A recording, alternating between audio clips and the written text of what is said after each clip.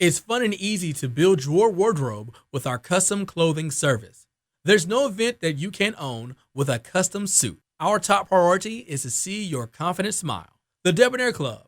Take the time to dress better. Woo! Well, you know what this is. It's a celebration, snitches. Grab a drink, grab a glass.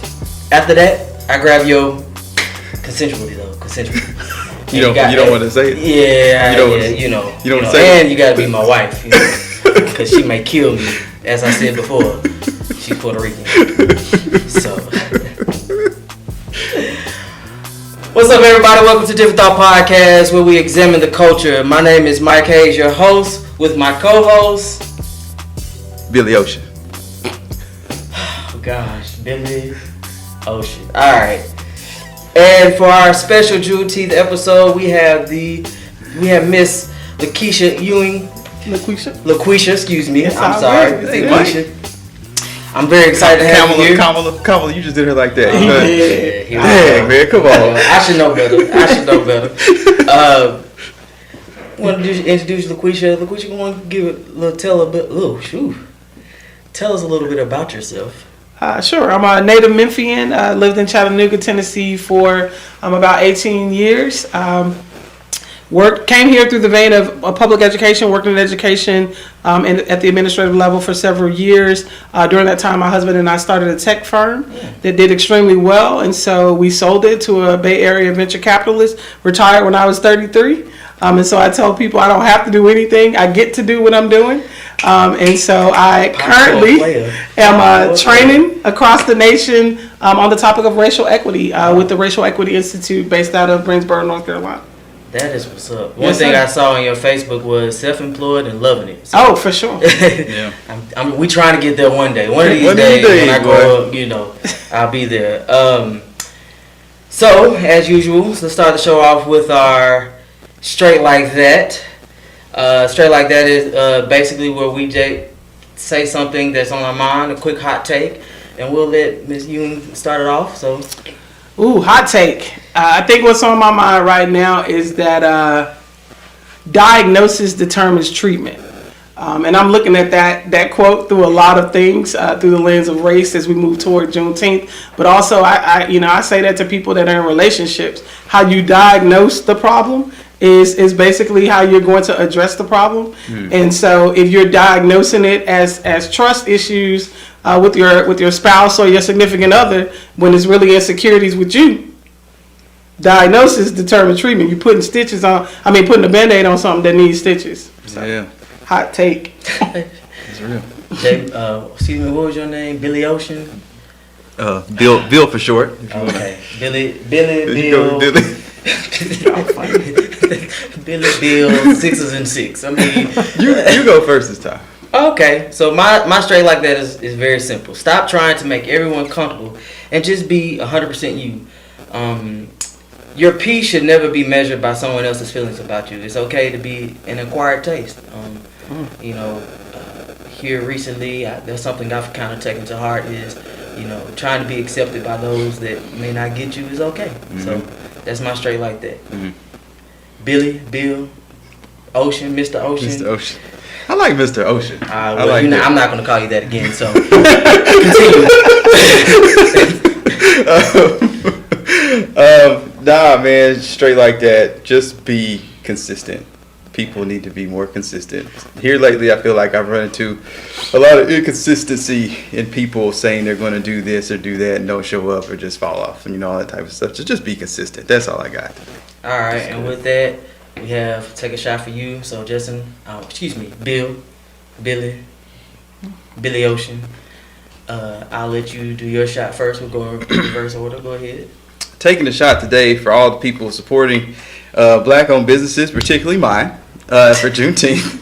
I appreciate the love that everybody's shown in purchasing our Juneteenth shirts and our podcast shirts and everything. And so it's been great to see the support.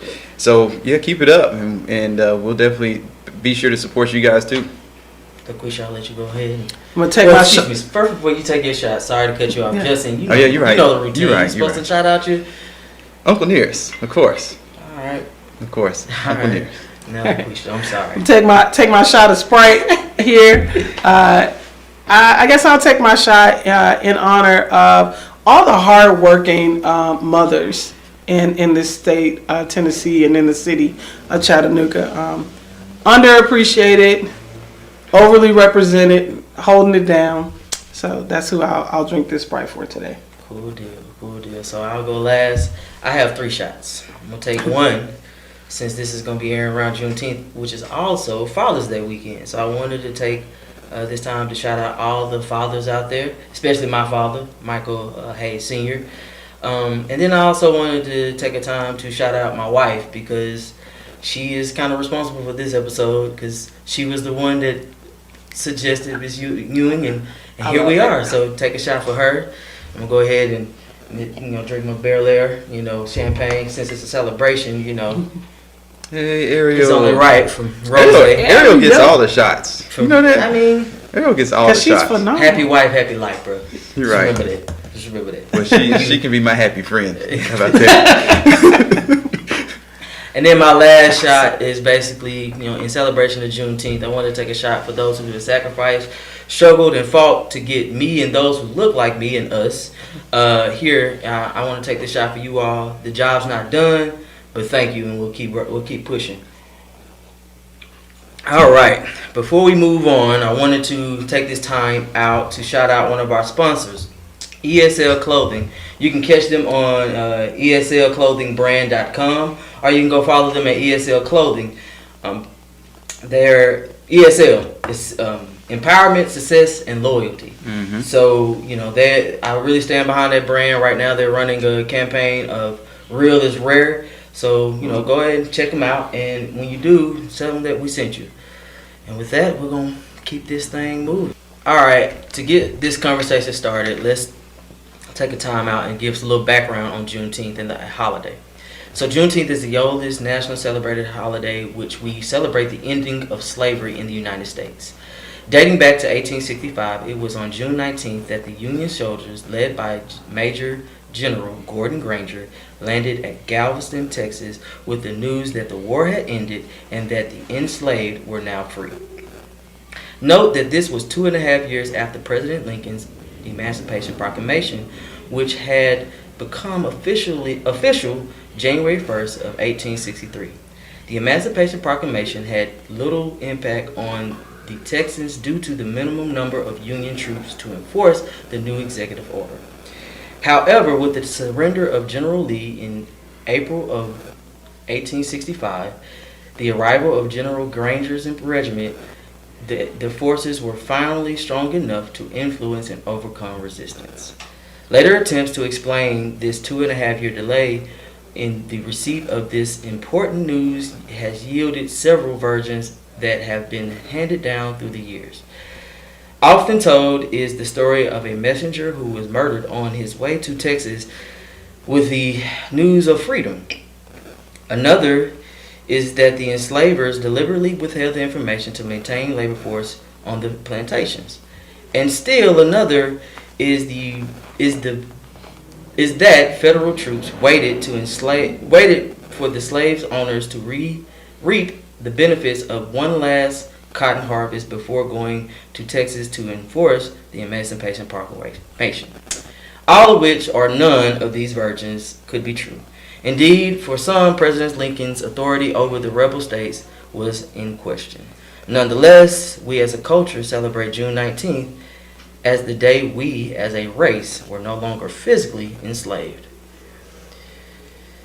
Now that we have the background on Juneteenth, let's keep things moving and let's have a brief discussion on basically why is Juneteenth important? Why is it important to you? So, Lakweshia, I'll let you start off. That's a loaded question. Why it's important? The question is not necessarily why is it important to me, but why isn't it important to everyone? We have to understand that this American experiment, because that's what it was a business venture to begin with.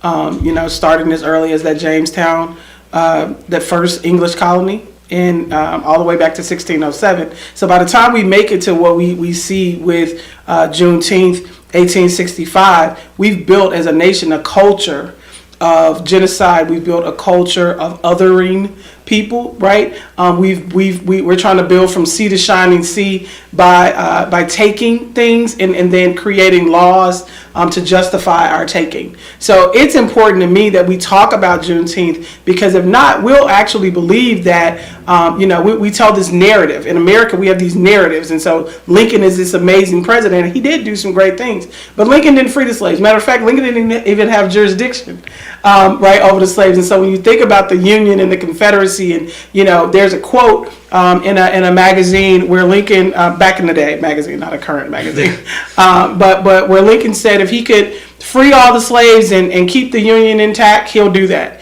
If he could free none of the slaves and keep the Union intact, he'll do that. If he could neither free or keep the Union intact, he would even do that, right? And so it was never about Lincoln being this moral giant in his presidency saying that he wanted to free the slaves. And so there's all of this history that we miss. Yeah.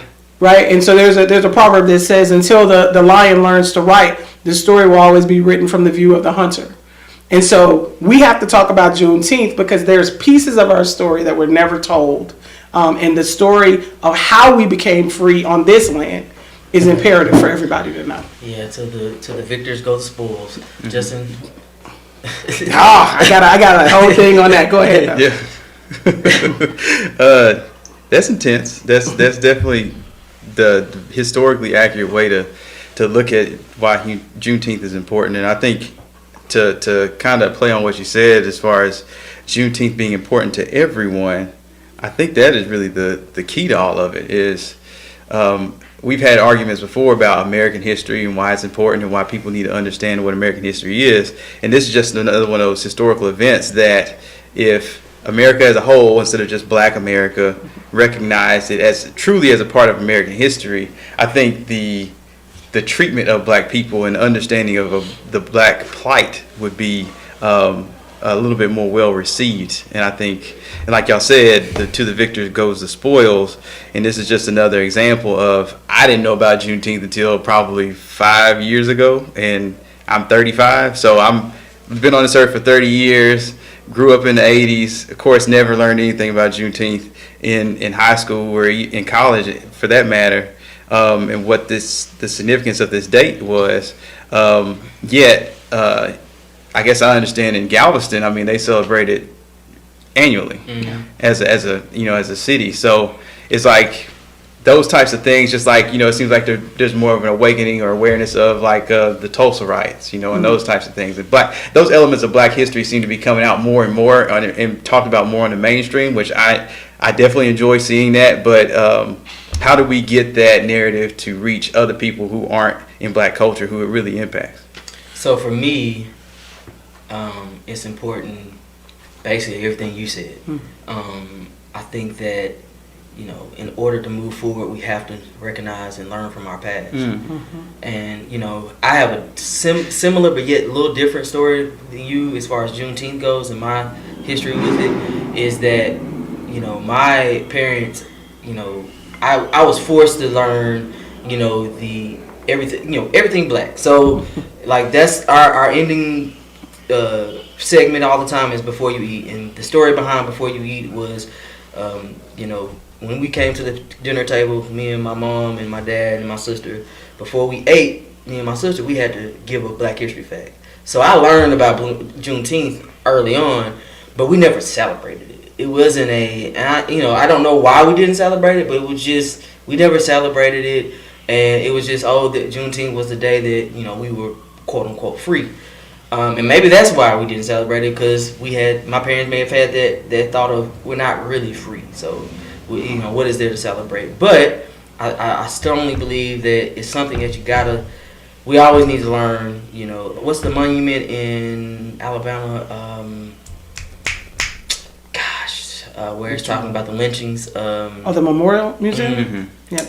I think things like that, you gotta put that, and that goes back to my straight like that. Stop trying. I think as a culture, we try to make others feel comfortable. And we try to, we don't want to be too urban, or we don't want to scare them with, our aggression or whatever it may be. And I think we just have to be comfortable with being 100% us. So, You look like you got something. I do, because you're saying key words that connect all of this to me. So you just used the word aggression, and then both of you have used the quote to the victor goes the spoils of war. When you think about Galveston, you think about Texas, you have to understand the history of Texas, not just Texas, but really that whole area. And we like to tell people, when we're talking and training, one of the things we ask is, if that quote that both of y'all said is true, to the victors goes the spoils of war, we won what we now call the Mexican-American War, which that's grossly misrepresentative, because the Mexican people did not wage war on what would become the United States of America. Matter of fact, the Mexican people call that the War of Northern Aggression. Yeah. That's what that war is called, right? You're right. But if to the victor goes the spoils of war, that means when you win everything. You take what you want. Why didn't we take all of Mexico? That's the question. We didn't take all of Mexico. We took Texas, California, Utah, Nevada, Arizona, New Mexico. We took the northern part. Right. And the reason we took the northern part as a nation is because you have to go all the way back to 1790. And in our first census, you were white or you were slave. That was it. 1790, first census. You were white female between this age and that age, white male between, or you were slave. And so, if to the victor goes the spoils of war, we won Mexico. Why didn't we take all of Mexico? Because if we had taken all of Mexico in 1790, when you got to be a citizen of this country, you had to be free, white, of good moral character, have lived here for 2 years, and never usurped insurrection. I just learned something. I've never heard. That's who got to be, and the white part stayed in our naturalization policy till 1952. Right. So, if we had taken all of Mexico, what we now know of Mexico in the 21st century, America would have become a brown nation overnight. Oh, yeah. Because the masses of the people were in the southern part. Yeah. So we didn't take all of Mexico. So when we say to the victor goes the spoils of war, I want y'all to start asking people, why didn't we take everything? It's the spoils that you want to take. Yeah. There you go. Yeah. That's what I mean. Yeah, it's the spoils that you want. But Mexico is still the largest import for silver. Yeah. So there was gain there, but to your point, I'm building a white nation. So I'll forego this silver that potentially is at that bottom part to keep this nation lightly melanated. That's the way I'm gonna pose that. Yeah.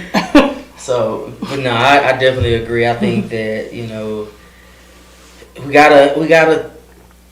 I mean, I didn't know about that. I mean, I kind of knew about it, but I didn't know the full context in which you just explained. Yeah, so, the Mexican-American War, like she said, is something that doesn't get talked about. But I mean, does slavery really get talked? I mean, for me, growing up going to a mixed school, it wasn't strongly talked about. It was almost glossed over. The example I always give is when we talk about Jesus Christ and we talk about the Bible. And you read the Bible and you talk about the crucifixion, you don't have this, unless you have a vivid imagination, like a good imagination, you don't really imagine what really happened to Jesus, right? And it wasn't until back in 2005, I think it was, or 2005 or 4, the Passion of Christ, where people actually saw it on a big screen and was like, oh, that's terrible. Like, and you saw people have a whole change of heart about that. And so I look at slavery the same way. Is when we talk about slavery, it was kind of glossed over. It's kind of, and you hear terms like indentured servant and this is that and Lincoln freed the slaves. And it's like, no, if I was the president during a civil war and I got these people a group of people that have been known to overpower us, and I need soldiers, and we not winning. We're not really losing, but we need to do something to turn the page. Yeah. I know you about to. No, I'm just telling you that's my opinion. Yeah, no. I think, like you said, Lincoln preserved the country. And then, so whatever it took to do that. Yeah, and then I think it was General Lee that actually stated, if he could free the slaves and keep the South running, he would do the same. Well, here's the deal: our first 14 presidents, which represented our first 32 years as a nation, owned slaves. Mm-hmm. So while people say we're a democracy, some people say we're a meritocracy, I say we really were a slaveocracy. Because for the first 32 years, our first 14 presidents all owned slaves. Yeah.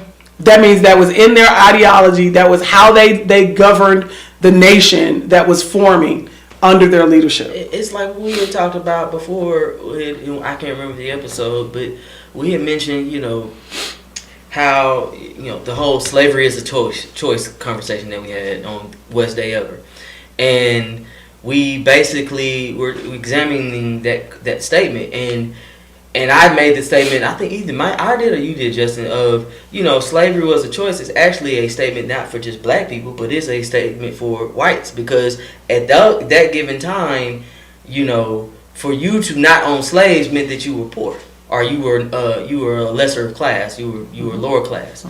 So I forgot where I was going there, but it's about money. Yeah, it's capital money and capital. About money. So it's just another.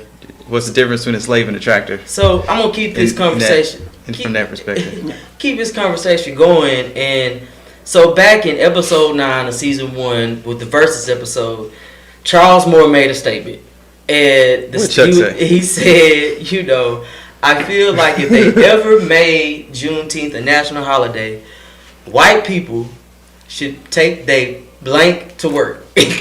You remember that? And he was like, you shouldn't take the day off because we were freed. You should take your blank to work. So I know it's lighthearted, but I just wanted to have that discussion about the topic is basically who should celebrate Juneteenth. I know we've talked about everyone should celebrate Juneteenth, but if they were to make a Juneteenth holiday, national holiday, should our white counterparts, be able to celebrate and take the day off? What are your thoughts? Yes. So that's, you might disagree, but the thing about national holidays is just that, I don't think we need to get into the minutia of who actually were on the side of the oppressed and the oppressor. When you think about it, there are holidays that are national holidays that that the nation recognizes that I don't observe, but I still can't go to the bank, right? Columbus Day. Yeah. I'm not putting nothing on the grill for Columbus. Yeah. However, I still can't cash my check, right? So I think that's it's cute, it's funny, but to say that Juneteenth is something that should be equally recognized the way that we recognize July 4th, 1776. And the independence, because it was a significant independence. It was actually, if you want to talk about sealing, that sealed right in 1776. Some folks were free and independent, and the war and all that was over. But in 1865, everyone on this soil, supposedly, without that little comma in the 13th Amendment, but supposedly, right, everybody was some version of free in terms of slave, chattel slavery, particularly. Justin, you had anything to add to that? Yeah, man. So as far as what Chuck said, I think so. I think making it a national holiday where everybody gets the day off is important. I think it's just as important as MLK Day and everybody getting the day off, because it at least has you asking the question, why am I off today? Yes. At the end of the day, right. At the end of the day, so you at least ask the question. Whether or not you do anything with that information is one thing, but it's there. Yeah. It's there, and it's a piece of your life now. And you kind of forced it on people, and just like as far as like, okay, here's something that you didn't necessarily know about. Oh, what's this Juneteenth holiday? You looking at a calendar? Juneteenth? What's that? That's right. This sounds like broken English. So I'm on both sides. So I think about the comment you made on that episode. I listened to the episode. That's good. And you said you are waiting for the day to walk in, and all your coworkers go, "Where's Reginald? Where's Justin? Where is everybody at? What's going on?" So that's like the rapture. Yeah, basically that's what it'd be like. Yeah, all none black people show up. None of black people show up on Juneteenth. But for me, so I give you a background. I won't name the school, but if you go back to other episodes, you might find out. So I attend a school. I attended a high school here in Chattanooga where we were made to come in on MLK Day. So acts of service. Yeah, and for me, it never set well with me, and so in my mind, I'm like, why can't we're supposed to have this day off? So I hear what you all are saying, and I agree.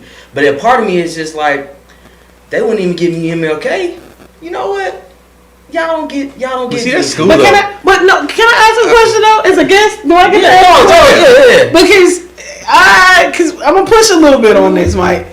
What do you get in a day off for a man who gave his life not as a martyr? Because we martyr Martin Luther King, but he wasn't trying to die. Nah, he wasn't. Right. That wasn't what he was trying to do. He was trying to create policy changes and economic reform for people of color. Correct. Right? But I personally, even if I was in school, I'm not in school anymore, thank God for that, but like, Amen. it's not a day off, it's a day on. So why do we see this as a day off, a day of rest? So that was my other part, was Okay. that, you know, it, as a teenager, it bothered me. Okay. Because that is the day that we're supposed to have off because of a man that fought for us. And that and everybody else. Yes. The public schools got to do But yes, that too. But so it fit, and then the institution that I was attending at the time, it just felt, because you heard things like, when I got there, you heard things like they walk up to all the black kids and say, "What sport do you play?" It wasn't that I wasn't good enough to play, be there based off of my academics. I had to be there because I was an athlete. Right. And so that is what played with me. But the older I got, the more I saw, to your point of, this is not, we really shouldn't take this day off at all. We should take this day to give back to the community and do something and do what he will want us to do, you know. And so that's why I say I'm on both sides of that. This coin is because a part of me, that 16-year-old kid still festers up every now and then. It's like, man, y'all. So what we do on Juneteenth? Everybody just go start businesses? You're free now? You can claim this land. This can build me a shop right here, pop up. As an adult, I treat Juneteenth like July 4th. Hence my shirt. What to the slave is July 4th. So I treat it like a July 4th for me, because that was the day that we really became, or not really, but the independence. I think it's more than that's just really just an acknowledgement of our ancestors and the struggle and the sacrifices they went through without a choice. Yeah. And to realize, it's more of a realization that we're still standing on their shoulders. And like I said, the name of the show is Different Thoughts, so I got to throw in little teasers there. But Justin, you said something profound. It's like, for me, is like, you know, when you know, people that don't know anything about the day, if it's a national holiday, it's like, what are we getting this day off for? At least you're informing people. So I like that spin on it. So enough with that. So in the grand scheme of we're talking about freedom and things of that nature, I guess I wanted to kind of first, before we get into our different thought, define freedom. What is freedom to you? Do y'all want me to kick it off? Go ahead. I'll kick it off. So for me, freedom is the ability to move about and do whenever I choose, and not worry about judgment or retaliation.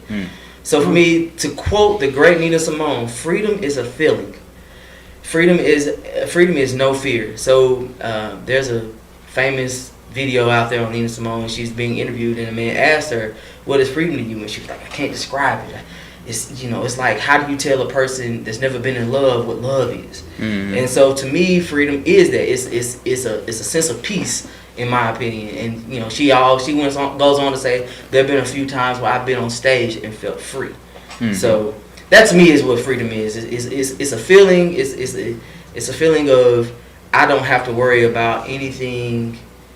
You know, anyone's judgment, anyone's thinking of me. I can just do what I want and how I want to do it when I want to do it. So, yeah, I think there's always a challenge. You know, in terms of America, what makes America interesting is like, well, you're free on paper. That's like the 13th Amendment, like you said, the comma. You know, so you're a free man unless you in jail. And so to that point, freedom is about a feeling, and to go back to what you celebrate in Juneteenth, it's about the celebration of that feeling, or at least the search or the triumph of trying to achieve that feeling. And I think we all are trying to do that in our own different ways. Right. I mean, for me personally, I think just because of my experience, my background, upbringing, the people I was fortunate enough to be around, as far as people of all different hues, I always felt empowered to be free and that I could do whatever I wanted to do. Not until I got to college and outside of my little bubble of, Maryville, Knoxville, Louisville, Tennessee. And even then, sometimes there was still things like, thinking back on it, it's like, yeah, I guess I wasn't as free as I thought I was. Because there was still places I was like, I don't want to go over there. I don't want to do this. I shouldn't do that. I won't be caught here. All those types of things like that. And that thought process. So it's like, yeah, I guess I really wasn't as free as I thought. Whereas other people can move around like they want to. But yeah, being in other people's experience, I'm like, dang, you went through that? You experienced that? They said that to you? Why would they do that? And just trying to understand everybody's story. So as Juneteenth, as a celebration and thinking about freedom, it's just good for us as just a means of therapy. Yeah. Just to hear all of each of our different stories so we can understand what we've all going through, so we can have a mutual empathy for each other. Right. So this is so strange, right? Because I'm sitting here with two very, very intelligent, strong black men, and I'm going to say that freedom is not a feeling. As the feminine energy on this panel, that freedom is not a feeling for me. Freedom is an act of liberation, balanced with forgiveness and empathy, right? And so for me, freedom is the ability mentally, spiritually, culturally to move and understand and grow without any inhibition. Man, right? That's what. So that's dope. Yeah. So that's on the shirt or something. like that to me. That's what freedom is. And so it's this dance, and it's ongoing. Yeah. Yep. Right. And so there are moments when I feel freer because I've liberated my mind from. Now, nothing about society has changed, but the liberation within. Of how I think, I see things differently, right? The glass is always full, right? I tell people the glass is always full, 50% liquid, 50% air. This glass full, right? 25% liquid, 75% oxygen, right? That's changed my mind. Now, somebody else will look at that and be like, nah, Lakweshia, you crazy. Ain't nothing but a little bit of Sprite in that. But that's a liberation. That's a freedom. I have the freedom to design the life that I choose, understanding that nothing about my environment has changed. And so for me, in order to do that, that means I have to find a balance. I have to strike a balance between understanding other people's perspectives, using probability and statistics, theories and frameworks, and empathy to see that, we both looking at the same number, but I'm on the left, you see a 6, and I'm on you're on the right and you see a 9, but we're looking at the same thing. I need to be able to look, and so there's a liberation in knowing that for me. So that kind of goes back to when I was looking you up on Facebook. I saw 2 quotes that you had that spoke to me. Was I'm paraphrasing. One was "Stay in your lane." I know we say that a lot, but the way you presented it was basically like everyone's got their own thing. Yeah. Stay in your lane and stop worrying about what everybody else got going on. And the other part was. It was players don't keep score. Players don't keep score. People on the sidelines keep score. People on the sidelines keep score. And I think that kind of goes into the whole freedom thing. Me and Justin have had several conversations about work because we both work for the same company. And Justin has a different viewpoint than I do on certain things. And he's always telling me, just do you, bro. And based off of my background, he's scared. I ain't scared now. Hold on now. He's scared. Based off don't be scared. The things that have happened in my background, I don't think like that. You got mental shackles. Yeah, I do. Well, here's the deal, right? So we can't. You got a little one, right? Yes. I see your little handsome little son, right? Shout out to Ariel. And is he a junior? Is he Mike Jr.? He's the third. The third. All right. So we can't pass down our trauma as tradition. Yep. Right. And so there's something to his point that happened that is, this has been safe for you and you've had success. Yeah. And that's why you are, and we all do it. It's like when I find my groove, I'm going to keep doing that. Now, the more you grow into that, though, even in this country kind of forms us to be okay with this type of work ethic or this type of work practice, right? But when you find out that, man, like I can actually maximize I do more in 4 hours than most people do in a day. It's funny you say that is because, in talks with Justin and in talks with one of my frat brothers, Elijah Muhammad, EZ, he's big into CrossFit. And we've been trying to start a foundation in Chattanooga. And we were talking one day and we were talking about his foundation is called Project Onyx, so we're trying to bring that here. And he was talking about in the framework of Project Onyx, he was talking about how, you know, as a child, as a 14-year-old, you know, he remembers sitting in his kitchen and saying, you know, I'm not a kid no more. I gotta move around a certain way. And and in this conversation we were talking, and then we, you know, I finally said, you know, we as black men sometimes get conditioned to think that we don't have the opportunity to fail. We only get one shot. And so that is what laid the basis of Project Onyx, is that we want to give other young black males opportunities and say, you know what, if you want to go to carpentry school, if you want to go to college, you want to do these things, you have these opportunities and we're behind you 100%. If it doesn't work out, it's fine. Because one thing that I learned going to the school that I went to was that the affluent white students that I was there with, they didn't care. They failed. They had all these things. So part of it is, you know, like you were saying, part of it is that social conditioning that we've had over years, is just thinking that I don't have these opportunities like they do, you know. And then you start to learn that mediocrity is accepted amongst them, but for us, we have to go above and beyond sometimes. So No, we accept mediocrity too. I mean, excuse me, we accept it, but what I'm trying to say is that I don't accept. I'm allergic. I don't accept it. Average Personally, I don't accept it. Okay. We at this table do not accept it, but I'm allergic to average. Culturally, sometimes. But culturally, we can. But what I guess what I'm getting at is, you know, and I've told you this in the current project that I'm on. You know, the thing that blew my mind was how mediocre the people I work with in this project are, and and I come in and do one or two things, and it's like Moses has split the Red Sea, and it was just eye opening to me, because all you got to be is a one-eyed man and land of the blind. Yeah, you right. Oh, I love it. Listen, I remember when I ran track, and to me, this is how I see people of color in this country. When I ran track, our coach would take us out in Memphis on the windiest day with parachutes on our backs. Parachutes on your backs and ankle weights. That's how you ran, right? Builds up your endurance, builds up your muscle. On the day, so by the time we make it to meets, we freaking rockets, right? Because we're not running against the wind. We're not running weighted down. I know where you headed. And I'm saying, and that's us, right? So like we've been conditioned. I tell people, why is it that we as black people feel the need to be excellent? Like that was a line from Queen and Slim. Like why must we be excellent? Why can't we just be ourselves? Right? What does that mean to be ourselves? Right? For some people, there are mediocre black folks. Let's just be real. Like that's, you cut like that. Your family average. Your granddad was average.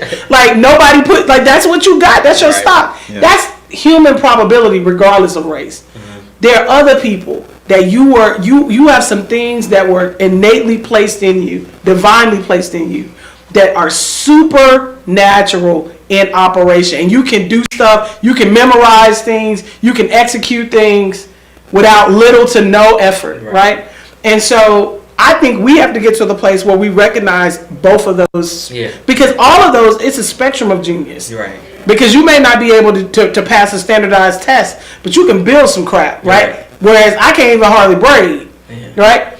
I cannot do simple tasks, but I can build a business like this, and I've done it several times. So you think, so real quick, this could be for another episode, but you think that we could be inadvertently creating a sense of trauma and stress within our own culture because we have these different versions? Most definitely, I think so. Everybody's trying to be excellent, but then you have people who really they're just going to be average. I think that's true. I think for me, so for my journey, I'll just be full disclosure. I've been dealing with that mentally, and so I literally like 3 weeks, maybe a month ago, I sitting on my front porch. I like to smoke cigars, and I was enjoying my bourbon and my cigar, and I had this epiphany, and I was like, why am I trying to be accepted? You know, and that's kind of where my straight like that came from, is, you know, stop trying to make everybody happy and just be you. And so you don't have to be accepted to be exceptional. Yeah, exactly. So for me, it was but when I came to the epiphany, it was almost like a weight had been lifted, so I can sit here and go, now I was sitting here moving around, and it was funny because I was having a conversation with my mother about this, and she says, he finally came back, and I was like, what are you talking about? She was like, when you were 13, 14, you were this kid that felt like you could conquer the world. And then something happened in high school, and you just lost it. Mm-hmm. You lost all that, and so that kid is bounced back. So you back to Big Head Mike now. Oh, hey. Here you go. Here you go. That's good stuff. But for real, like, my journey has been this podcast and starting this is like, I can actually do this stuff. I just sell myself short so many times. So just being honest about it. So I love that. Moving on, let's talk about. So here's a different thought. So with the celebration of Juneteenth, we as a black people celebrate being quote unquote free in America. But is that an accurate statement? If not, what as a race are we missing, and how should we go about obtaining this missing key to our freedom? Have we traded physical chains and whips and for mental shackles? And is the job done? And when can we proclaim quote unquote victory? So I'll let. In terms of freedom, I guess for the different thought, we as black people celebrate being free in America. I mean, America's a business. Right. It's a massive corporation. In order to succeed in that corporation, you have to have some form of capital, and physical capital or monetary capital is hard to come by for us, and it has been for a long time. We just now get an opportunity to really participate in it, within our generation and half of our parents, and then it also takes social capital, which we also don't really have because of 400 years of telling us that we're lesser than. So it's like trying to pick up the pieces from all of that and then recover, and I think. But at the same time, I'm hopeful because I see it change a lot faster in a very short period of time relative to the time that we spent before that. Still got a long way to go, but I think in terms of freedom, what it's going to take is the realization that, we got to work together and we can't necessarily be individuals about it. Like other people who come to this country by choice, they don't care to pile up in a house and pool their dollars together and put something together to buy up some land or property or a business or something like that. So, but that's just something that we didn't have the opportunity to do because wherewithal, really. So I think freedom in this country is about capital. Uh-oh. Give it to me. I'm ready. Yes, and no. Freedom is about it is. I mean, the American project was a economic project, right? And so I say that America gave birth to 3 triplets, right? Those triplets are colonialism, capitalism, and racism. And those triplets had 2 parents. Mm-hmm. Patriarchy and religion, and you can't talk about where we are. Just before though, those things existed before America though. They're the parents. Yeah. Patriarchy and religion. 2 parents. Okay. Were the parents that existed before. But on this soil, colonialism, what we now define as racism, like racial structures did not exist the way that we exist. Our Office of Management and Budgets, and I'll say this real quick. The Office of Management and Budgets in this country only recognizes 4 races. America only has 4 races. Yeah. You're black, you're white, you're Asian/Pacific Islander, or you're Native American and American Indian. That's it. Right. So we have a racial arrangement that we created, and we said we're gonna push all these people in there. And there's a whole. I ain't got time to flesh that out. But I will say this. Cornel West said in his book, Democracy Matters, that it used to be a time when freedom was about let freedom ring. It was about the access and the opportunity to move. And somewhere within ourselves, we got a misunderstanding. And he said that and we went from let freedom ring to bling bling. And that's how we've gotten to this commercialism and commerce, right? That the more I have, the more I obtain. But that's baked into American culture, right? We talk about the American dream. You get a house, you get a car, you get a Bendix washing machine, a GE, refrigerator. That's post World War II. There you go, right? And so you get all this stuff. And so we thought that having these things made us free, but the policies never changed. Right? We took down all the signs, but we kept the culture embedded into how we move as a country. Culture eats policy for lunch, breakfast and dinner every day. Don't laws influence culture? Culture eats policy for lunch, though. Yeah. You can create. We signed the Civil Rights Bill, right? Civil Rights Act 64, Voting Rights Act in 65. We still seeing voter suppression. Legally, you can't do it, Yeah. but people are doing it. But I mean, So which came first, the chicken or the egg? You're right. But I mean, I guess in terms of time, I mean, slavery was a law that influenced people to treat black people a certain way. And they felt okay with it because it was the law of the land. Well, Except for they were already doing it though. Yeah, but it was reinforced by religion too. There you go. So all of that mashed together. Correct. Kind of influences the culture, and now we're trying to reverse the culture that's been influenced for a long time with policy and laws. But the culture is, which one's more powerful? Right. Like I said, it's which came first, the chicken or the egg? Because the laws were written based on the culture at the time, and now the culture is trying to change the law. But that's the ebb and flow of society. That's the ebb and flow of society. Yes, sir. World history, right there. There you go. Yeah, man. I think it's always interesting to me is with this discussion is, I think.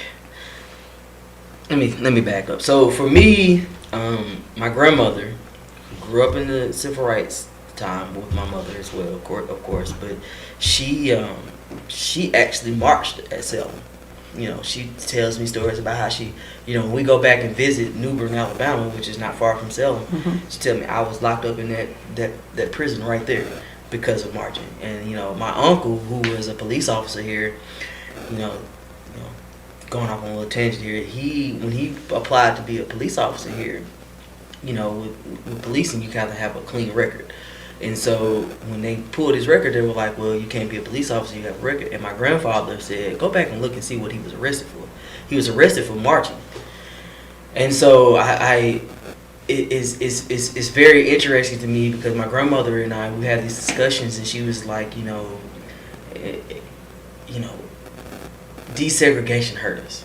She said we had a pride about ourselves. We took each other in and took care of each other, and then we had this vision that white is right, and we wanted whatever the whites had. And she, and so, and I listen to her because she's an elder. She's wise, way wiser than me. She's seen some things. And so I always, that's why I got the question was, and in our conversation when I asked you to be on the show was, did we trade chains and whips for chains and whips? Because I have a chain on right now, but we are very consumed with securing the bag, flossing, money phone to the face, who this, instead of like, what are we building? What are we building? And then we also talk about, I tell people all the time, I don't care about how you feel or think about me. Just give me my just due.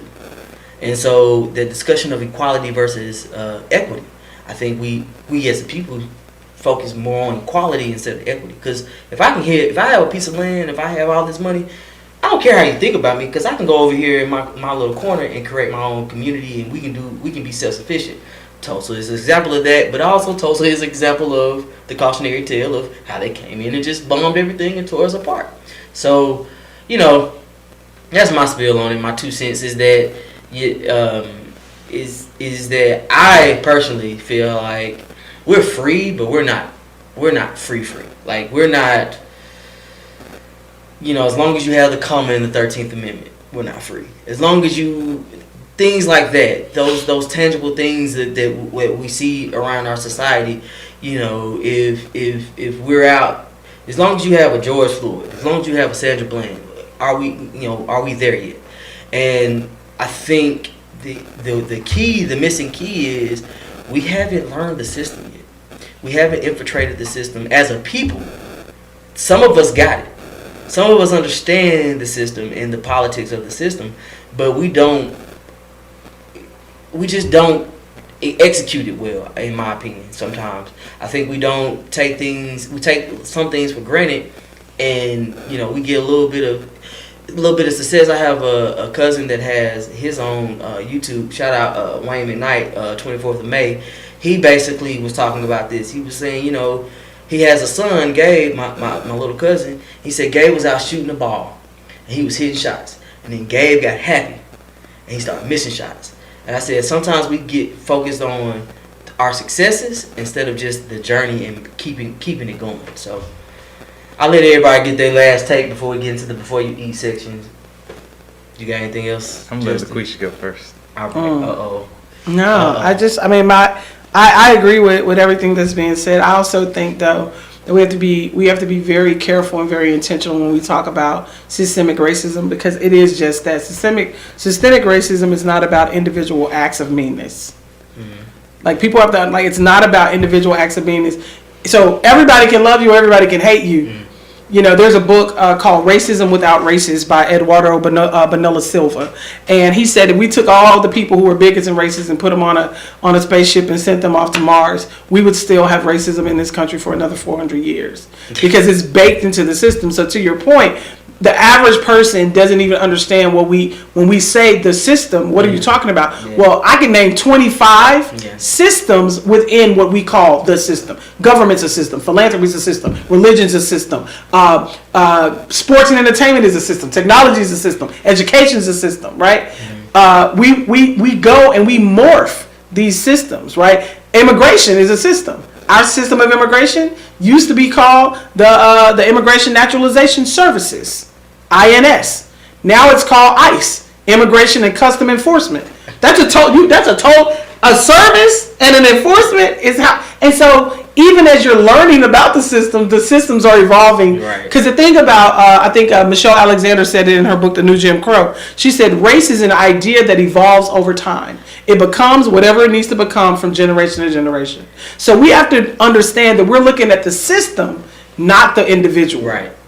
We're looking at the system, because one-off people, like Obama becoming the president, people say, oh, you got a black president. Yes, but if you look at the American Recovery Act, and this is not a partisan statement, this is just factual.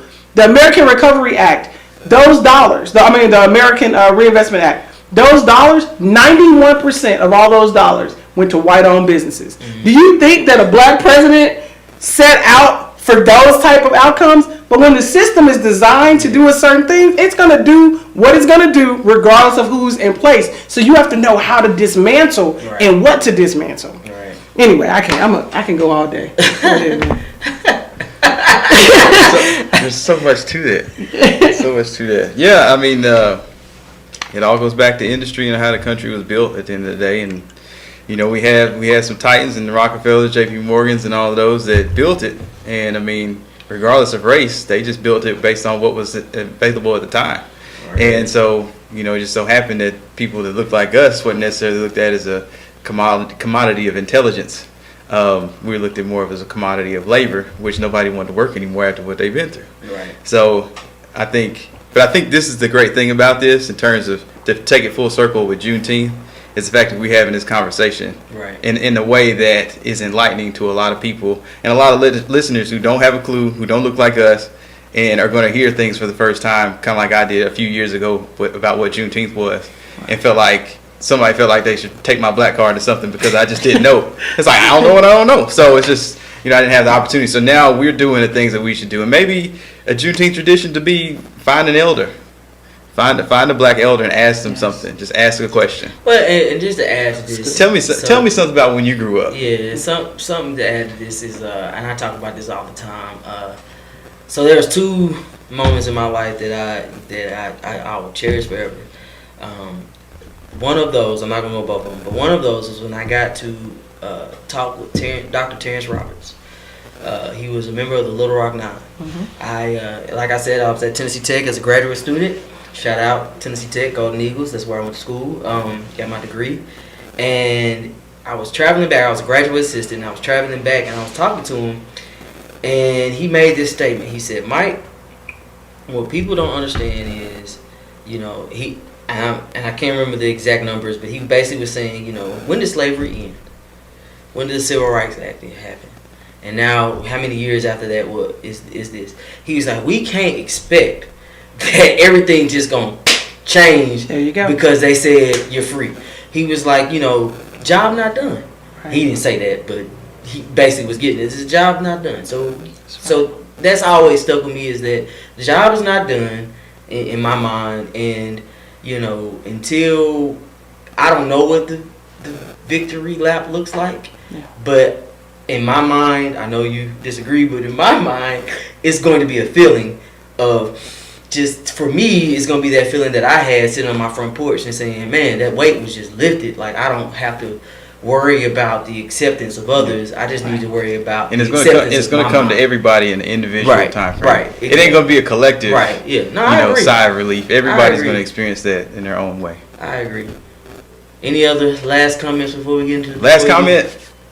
Thank you, Brother Kenawai, for allowing us to borrow your studio. Oh man, I almost forgot. Thank you, Brother Kenawai, right here. Mr. African Thunder, we appreciate you, brother. Yeah, so just to recap on that is, for our Juneteenth campaign, I should say, our slogan is think, do, be, support different. So we're trying to acknowledge other black businesses, and if you don't know, if you're in Chattanooga and you need some photos, you need anything, come down to Thunder Inc. And work with Brother Kenawal. Also, Even Odds, who is filming this right now. Cal has been so he's been a blessing to us. It's funny because it's when you're heading in the right direction when things just fall in place. Mm-hmm. So I don't know. I've never told Cal or anybody this, but with the show, when we came to season 2, we were just gonna keep it moving like we did season 1. And when Justin came to me, it's like, hey, Cal wants to film us and put us out there and get us a YouTube channel. It just fell in place. So it's a blessing. So definitely want to make sure we shout out Even Odds. If you need anything visually done, hit him up. He also does social media consulting and things of that nature. So definitely hit him up.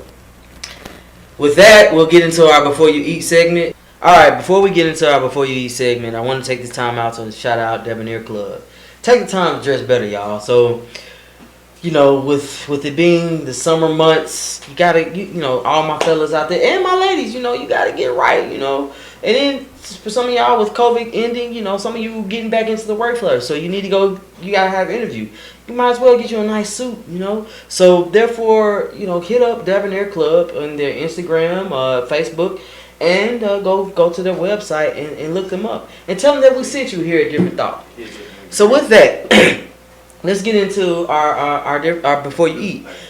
In the essence of Juneteenth, we want to take this time to talk about the essence of Juneteenth. Today's Before You Eat will be on 2 little known or discussed facts about the holiday and its origin. So the first one is the announcement urged freed man and freed woman to stay with their owners.